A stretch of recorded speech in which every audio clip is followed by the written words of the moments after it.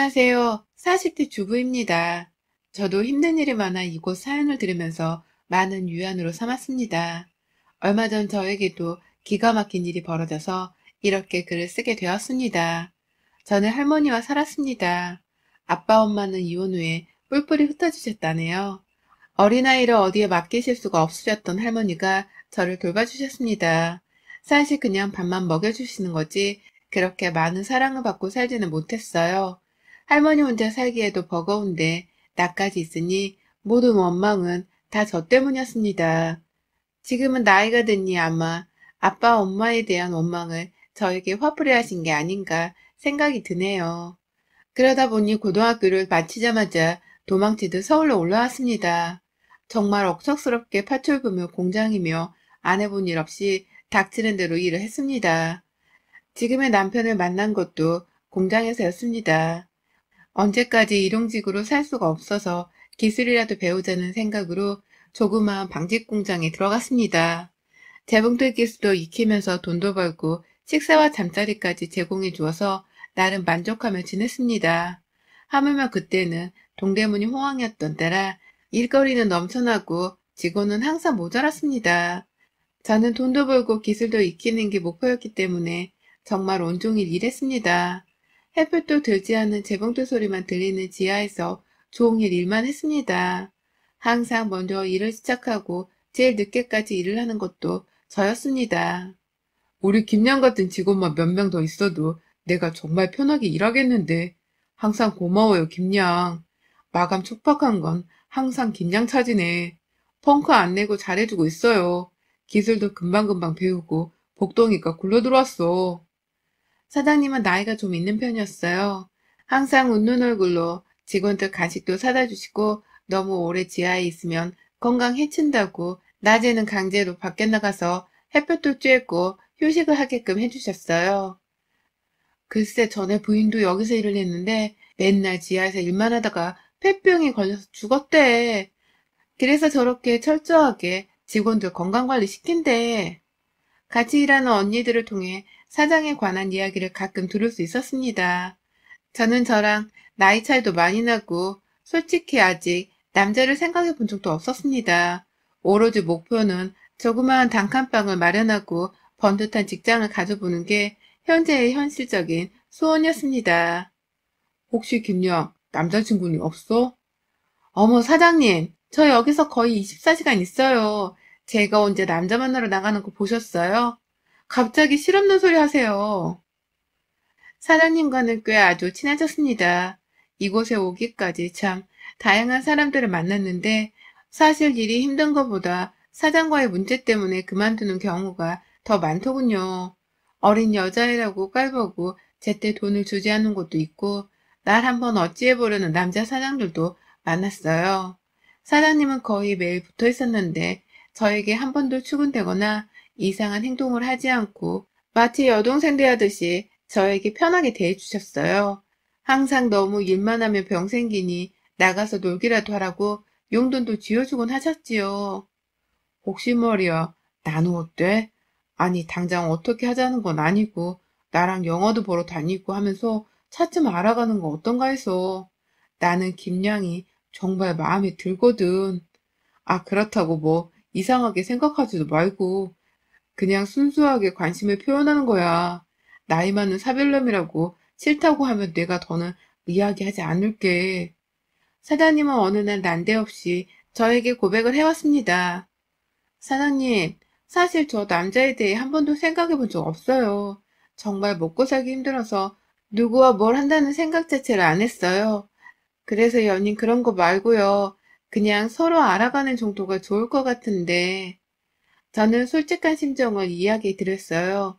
제가 남자를 사귀어 본 적도 없고, 그렇다고 덥석 사귀자고 할 수도 없었어요. 사실 좀 무서웠거든요. 내가 싫다고 하면 갑자기 태도가 돌변해서 쫓아내지는 않을까 하는 심정이었어요. 지금 일하는 데가 여태까지 일했던 중에선 제일 벌이도 좋고, 나름 만족하고 지냈으니까요. 사장님과 전 그렇게 데이트를 시작했어요. 그렇다고 대단한 건 아니었고요. 가끔 일이 없을 때 영화도 보고 서울 시내 구경도 하고 만난 것도 먹으러 다녔어요. 서울 와서 처음으로 이런 여유를 가지는 게 나름 행복하더군요. 사장님은 저에게 함부로 대하지도 않았어요. 항상 예의를 지키고 저를 어찌하려고 하거나 하지는 않았어요. 그러니 저는 사장님에게 더 믿음이 갔어요.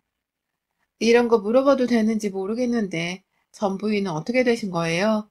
직원들이 말하는 게 다 틀리더라고요. 사장님에게 직접 듣고 싶어요. 곤란하시면 안 해도 돼요. 하긴 직원들이 수군거리는 거 나도 들었어. 나도 조금씩 들었는데 다들 잘못 알고 있더군. 내가 굳이 나서서 해명하기는 이상해서 그냥 듣고만 있었어. 사장님에게 전부인의 이야기를 듣게 되었습니다. 원래 아픈 친구였어. 여기 오기 전부터 많은 공장들을 돌면서 햇볕 없는 지하에서 오래 지내다 보니 병이 깊어진 거지. 꽤 예쁜 사람이었어. 난 첫눈에 반했지. 그런 친구를 병으로 보낼 수 없었어.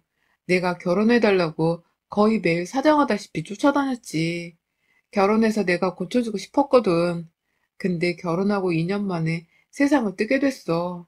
사람 일이라는 게 인력으로는 안 되는 게 있더라고. 참 마음이 따뜻한 사람이었습니다. 그때부터였던 것 같아요. 이 사람이라면 내 평생을 맡겨도 되지 않을까라는 생각을 했어요. 사실 사장님이 현재 저로서는 감지덕지였죠. 나이 차이야 뭐 별거인가요? 살다 보면 같이 늙어갈 텐데요. 저는 제 이야기를 해주었어요. 여태 누구에게도 제 이야기를 하지 않았거든요. 제 조건을 듣고 아니다 싶으면 이쯤에서 끝내자고 했어요. 더 관계가 깊어지면 저도 힘들 것 같더라고요. 사장님은 아무 상관없다고 하셨어요. 하물며 자기가 나이도 많고 한 번의 사별 경험도 있는데 받아줘서 고맙다고 해주셨어요. 우리는 그렇게 정식으로 사귀게 되었어요. 물론 회사에는 절대 말하지 않기로 하고 몰래몰래 만났죠. 제 인생의 가장 아름다운 때였어요. 여태껏 정말 외롭게 혼자의 힘만으로 헤쳐나간 인생을 살았다가 누군가가 내 옆에서 나를 지지해주고 도와주는 사람이 있다는 게 이렇게 든든한지 처음 알았어요. 하지만 역시 행복이 찾아오면 불행도 같이 오나 보더군요. 저의 이런 행복한 기분은 미래의 시어머니를 만나는 순간 무참하게 깨졌어요. 그래, 너는 어떻게 된 애가 결혼한다고 데려오는 여자마다 이 모양이냐? 처음엔 병 걸린 년이더니 이제는 고아야? 너도 참 가지가지한다. 이젠 나도 너랑 더 말싸움 하기도 싫다. 둘이 살던지 뭐하던지 신경 안 쓰련다. 내가 참 기가 차서 말도 안 나온다. 이런 애를 신부감으로 데려와서 이 어미 속 타서 죽는 꼴을 보려고 하는 거냐? 처진사 자리에서 악담을 퍼붓더니 자리를 박차고 나가버리셨어요. 예상은 했지만 이번엔 정말 심한데? 사장님은 예상은 했었는지 한숨만 쉬시더군요. 이 정도였으면 저한테 이야기해 주셨어야죠. 사실 앞에서 저런 이야기는 처음 들어보네요. 그러게, 나도 이 정도일 줄은 몰랐어. 예전엔 나한테만 따로 온갖 욕을 하셨지 저렇게 당사자 앞에서 해대시는 건 처음 보네. 난감해하는 사장님을 보니 안쓰러웠어요. 저에게 많이 미안해 하셨고요. 제가 좀 노력해 볼게요. 오늘 처음 봤잖아요. 아마 전부인 때문에 많이 화가 나신 것 같아요. 솔직히 저도 조건이 그리 좋지 않은 건 알고 있어요. 어느 정도 감수해야 한다고 생각은 하고 있었어요. 저는 어떻게든 어려움을 헤쳐나가는 데는 자신 있었습니다. 장래 시어머니가 저의 본 모습을 보면 인정해 주실 거라고 굳게 믿었습니다. 저도 여태 호락호락하게 인생을 산 것은 아니었거든요. 우리는 결혼식도 하지 않고 그냥 제가 남편 집으로 짐을 옮겨서 신혼생활을 시작했습니다. 남편은 저에게 면사포를 씌워주지 못해서 미안해했어요. 저희는 조촐하게 성당에 나가 신부님 앞에서 혼인서약을 하고 부부의 연을 맺었어요. 나는 이 면사포가 제일 마음에 들어요. 가끔 마음에 울분이 쌓였을 땐 새벽에 성당에 나가면 마음이 차분해지더라고요. 성당에 쓰는 하얀 도건이 미사포가 전참 마음에 들었어요. 결혼하자마자 전 시어머니에게 달려갔습니다. 시어머니는 식당을 하셨어요. 저는 이미 식당 일도 해봤던 터라 시어머니가 일을 시키지 않는데도 알아서 일했습니다. 시어머니는 처음에 아예 거들떠도 안 보셨죠. 아마도 저러다 말겠지 했을 거예요. 그런데 하루 이틀, 한 달이 넘어가자 반응이 보이시더군요. 아유, 정말 사장님, 저렇게 잘 보이려고 노력을 하는데 좀 봐줘요. 씩씩하게 일도 잘하고 아주 진국이구만. 요즘 세상에 저런 며느리가 어딨어. 마음에 안 들면 반품해. 우리 아들하고 살게 하게. 저런 며느리 있으면 난 떠받들고 살겠네. 누구 며느리한테 실없는 소리 하는 거야? 반품이라니. 우리 아들내미가 잘나니 저런 애가 들어온 거지. 당신네 아들이랑은 어림도 없어. 저는 그런 이야기를 들으니 어느 정도 마음이 풀린 것 같아서 다행이었어요. 온갖 구박을 받으며 버텨온 시간에 보상을 받는 것 같아서 너무 기뻤습니다. 저는 그렇게 자연스럽게 시어머니 식당에 없어서는 안 될 사람이 되었어요. 시어머니는 철저해서 술 심부름은 절대 안 시키셨어요. 그래서 3, 4시만 되면 퇴근하라고 했지요. 저는 그렇게 시어머니와 조금씩 가까워졌어요.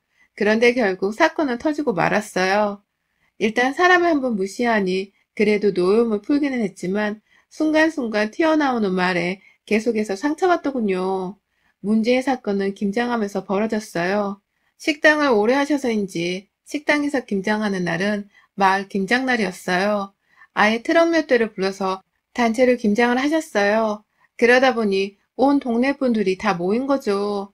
저는 새벽부터 모든 재료를 다듬고 김치를 소금물에 담가두느라 꼬박 날밤을 새야했어요. 이런 이 많은 거를 혼자 다 했어? 세상에나. 올해는 왜 도와달라고 전화를 안 하네 했더니 새댁이 이 많은 걸 다 해놨네. 어머 어머 세상에. 아주 깔끔하게 정리도 다 해놨네. 그러게 저렇게 예쁜 며느리인데 뭐가 골이 났는지 그렇게 구박을 해대더라고. 심술꾸러기 옆에네 같은 이라고. 아니 옆에 애들이 정말 왜 남의 집 일에 끼어들어? 내가 시켰어? 너 말 바로 해라. 내가 너 이렇게 하라고 내가 시키더냐? 아니요 어머님 제가 한 거예요. 아주머님들 싸우지 마시고 어서 자리 잡고 하세요. 제가 따뜻한 커피 타드릴게요. 아슬아슬했지만 그래도 저는 최대한 밝게 보이려고 했어요. 괜히 분위기 안 좋게 하기 싫었거든요. 그런데 문제는 역시 아주머니들이 많이 모이니 말이 문제였죠. 아니 말이 나와서 그렇지 나이도 많고 사별까지 하는 아들내미 구제해줬더니 어떻게 저렇게 시집살이를 시킨대. 이봐 요즘은 시엄마가 눈치 보면서 사는 세상이야. 어떤 세상이라고 저렇게 조선시대처럼 종부리들 하려들어. 성격 참 이상한 여편네네. 그러게 내 말이 전부인도 이쁘장하니 사근사근 하던데 그렇게 못살게 굴어서 죽었더니만 또 사람 하나 잡는 거 아닌지 몰라. 아들 하나 있다고 옛날부터 그렇게 유세를 떨더니 아들이 변변치 못하니 남들한테 화풀이 하는 거지. 저 옆에네 옛날부터 그랬어. 동네 아주머니들은 다들 한 소리씩 해댔어요. 아무래도 오랫동안 살다 보니 그렇게 서로 흉도 보고 하며 지내셨겠죠. 그런데 시어머니는 아들 욕까지 나오자 해서는 안 될 말을 해버리셨어요. 아니 이놈의 옆에 애들이 김장 와서 못하는 소리가 없네. 내가 말을 안 하려 했는데 저애 일가 친척도 돈도 한 푼 없는 애야. 그런 애 구조해 주는 건데 너희가 뭘 좀 안다고 이래라 저래라야. 아휴 정말 차라리 전애에는 이쁘장하기라도 했지. 어디서 굴려먹고 온지 근본도 없는 애 데려다가 먹여주고 재워주고 내가 왜 아들 욕까지 먹어야 하는지 내가 속이 터져 죽겠네. 그 말을 시끌시끌하던 아주머니들은 일순 조용히 지셨어요. 일부는 혀도 끌끌 차셨고 고개를 돌리고 아예 외면하는 아주머니들이 대부분이었죠. 시어머니도 일순 해서는 안 될 것까지 해버리셨다 느끼셨는지 저를 쳐다보셨어요. 저는 갑자기 너무 서러웠어요. 그렇게 잘 보이려고 기를 쓰고 노력을 했는데 다시 날아오는 건 여전히 냉대와 비난이라 더는 못 참겠더군요.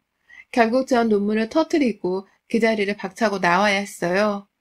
저저 내가 사고 칠 줄 알았어 이 미친 여편네야. 너도 혼자 애 낳고 키워봤으면서 어찌 그리 상처 주는 말만 골라서 하냐. 내가 그러게 항상 너 말 조심해라 했지. 어쩌나 에이구 저거 평생 간다.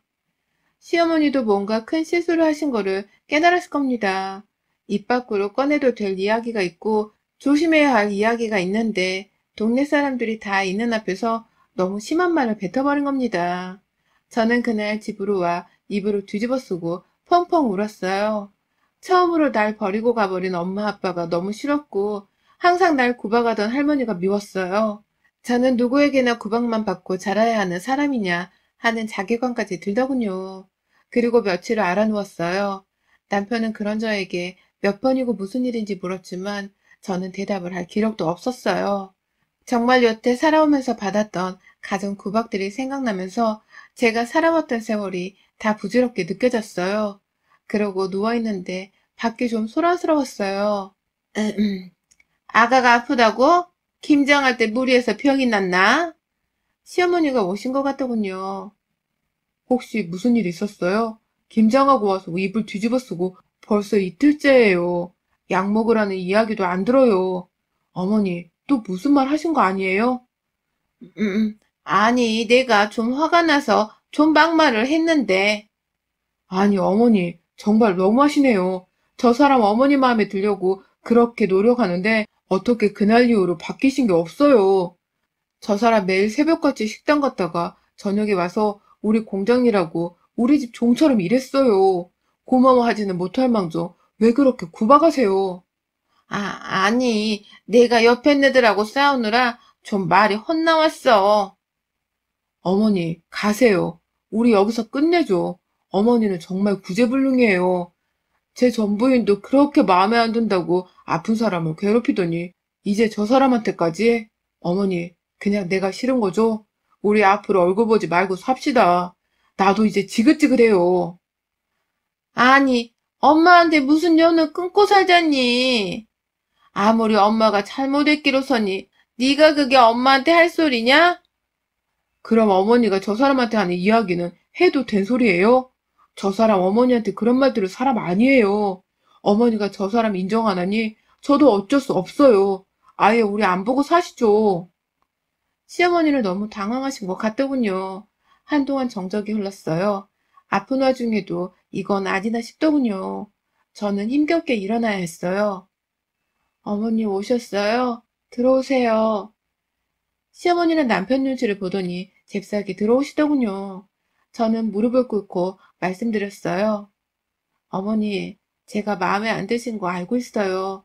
그런데 근본이 없는 사람 아니고요. 어머니, 아빠, 엄마, 할머니 계세요. 다만 사연이 있어서 따로 살고 있을 뿐이에요. 그리고 저 고등학교만 나와서 서울로 혈연단신 올라와서 여태까지 안 해본 일이 없이 살았어요. 그런데 한 번도 몸 허투루 굴린 적 없고요. 저 사람이 내 첫사람이에요. 그런 것까지 의심하면 전 이 집에 더 있을 수가 없네요. 저도 사람인지라 이제는 더 어떻게 해야 할지 도저히 모르겠네요. 짐 싸서 나가라고 하면 제가 나갈게요. 저 때문에 가족의 분쟁이 있는 건 저도 원치 않아요. 저는 눈물을 뚝뚝 흘리며 그간 시어머니에게 하고 싶은 이야기를 해드렸어요. 남편도 저만치 해서 눈물을 흘리며 서 있더군요. 음, 내가 뭐라든, 아니 그냥 옆에 애들이 하도 입방정을 떨어서 내가 말이 헛나왔다. 미안하다. 내가 원래 말실수가 잦아. 네가 이해해라. 그건 그렇고 정말 우리 아들이 처음이었냐? 그러면서 아들을 쳐다보시더군요. 아마도 남편에게 물어보신 거겠죠. 의심하셨겠죠. 당연하죠. 여자 혼자 시골에서 올라와서 이런 일 저런 일 안 해본 거 없는데 어디서 험한 꼴 안 당하고 사는 게 더 힘든 일이죠. 저 그렇게 안 살았어요. 그리고 그럴 시간도 없었고요. 그래, 그래. 내가 미안하다. 내가 내 허락도 안 받고 매번 통보하던 여자를 데려와서 괜히 너한테 화를 냈나 보다. 내 앞으로 조심하마. 우리는 그렇게 서로의 오해를 풀고 가족이 될 수 있었습니다. 물론 그 뒤로도 시어머니는 꾸준히 말실수 하셨어요. 저는 앞에 큰일을 겪으니 이제 그런가 보다 하고 지냈어요. 함께 지내니 그 사람의 성격을 알게 되잖아요. 시어머니는 원래 항상 말이 앞서서 나가서 주변과 말다툼도 참 많이 하셨는데 대신 뒤끝이 없어서 항상 잘 마무리되는 분이셨지요. 저에게 가끔 말실수 하셔도 바로바로 미안하다고 사과를 하고 하시니 저도 더는 시어머니한테 화를 낼 수 없겠더라고요. 그래도 저도 사람인지라 시어머니가 믿게 느껴지는 건 어쩔 수 없었어요. 언젠간 시어머니를 한번 골려주려고 마음을 먹고 있었지요. 그날은 그리 오래 걸리지 않았어요. 시간은 흘러 다시 김장하는 날이 왔어요. 올해도 다 해놨네. 자네 때문에 우리가 한결 편하네. 앞으로 몇 명 좀 불러. 혼자 하다 병나. 작년에 며칠을 이불 싸매고 누웠다며? 그래, 그래. 미련퉁이처럼 굴지 말고 여자가 좀 여우 같은 맛도 있어야지. 어머니, 저 아파서 이번 김장 못 가겠어요. 좀 그래봐. 어서 해봐. 올해는 좀 안 싸우고 지나가나 보자. 어떻게 김장 때마다 싸우냐. 다들 일이나 해. 이러다 해 떨어지겠네. 이 집에 와서 두 번째 김장이라서인지 이제는 이분들의 말도 친근하게 느껴지더군요. 저는 기회는 이때다 싶어서 시어머니에게 가만히 이야기해드렸어요. 어머니, 제가 할게요. 엊그제 인천 다녀오셔서 힘드시잖아요. 어제 많이 힘들다고 하시더니 좀 쉬세요. 시어머니는 제가 무슨 말을 하는지 모르겠다는 표정을 지으셨어요. 그런데 앞에 앉은 아줌마와 눈이 마주치는 순간 아차 싶으셨겠죠. 그래요. 어머니는 요즘 만나는 남자가 있었어요. 최근 들어 부쩍 자주 만나시고 얼마 전에 여행까지 다녀오시더라고요.